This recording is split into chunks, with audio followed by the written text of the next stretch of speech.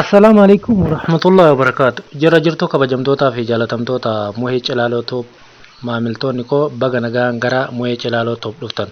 Har'a dubbii gamnaa yookiin jechoota mimmiidhagoo irraa isiniif qoodaa hamma dhumaatti na wajjin turraan barnoota irraa argattu jedheet ni yaada. Dubbii gamnaa.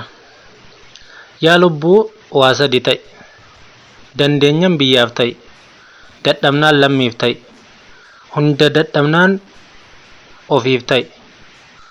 San hundaa dinnaan badii jedha gamni.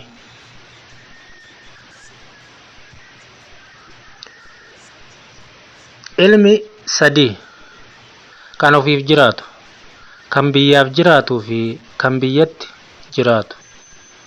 Oromoon waa sadi balaaleffata. Nama dhugaa dabsu, ilma abbaa arrabsuu fi afaan waraana labsu balaaleffata. Waa sadi hirriiba hin quufu, gowwaa, bakilaa fi luyna. Jaarsi waa sadi jaalata. Adii, aduu, oduu jaalata. Keessummaa waa sadi feeti. Foon lafee hin qabne, itillee rifeensa hin qabne, lafee foon hin qabne. Waa sadi dhufaatiif waa sadi sodaata. Waa sadi dhufaatii waa sadii sodaata. Namni manni dhimmisu dhufaatii roobaa sodaata. Namni liqaan irra jiru bari'a lafaa sodaata. Namni haadha warraa rakkistuu qabu dhiyaa aduu sodaata. Dubartiin waa afur namaa taati. Haadha, obboleettii, haadha manaa, ilmoo. Gurri bakka sadi qaawwa. Gurra gurratti qaawu. Gurra gurra abbaatti qaawu.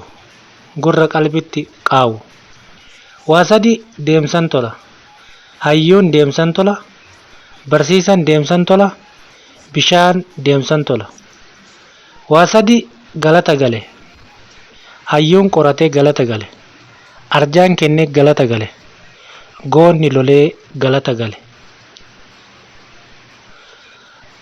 Nama waa sadi kunuunsu Rabbi si haa godhu. Qabeenya uumamaa, haadha fi abbaa, lammii ofii. Addunyaa waa shantu balleessa. Baay'ina uummataa, lola, kijiba. Waa sadi wal faana deeman. Fayyaa fi qananii, eegumsa uumamaa fi diinagdee fi amantii. Nama waa afur qabu Rabbi si haa godhu. Kabajamaa namaa, jaalala namaa, quuqama samaa, haqa dubbachuu nama qabu Rabbi si haa godhu. Hamma qophii biraatti wal agarrutti nagaan naaf tura. Warri maatii kiyya taatan share like, warri haaraa taatan akka maatii naa taatan asumaan isin gaafachaa. Assalaamu alaikum warahmatullaahi wabarakaatuh.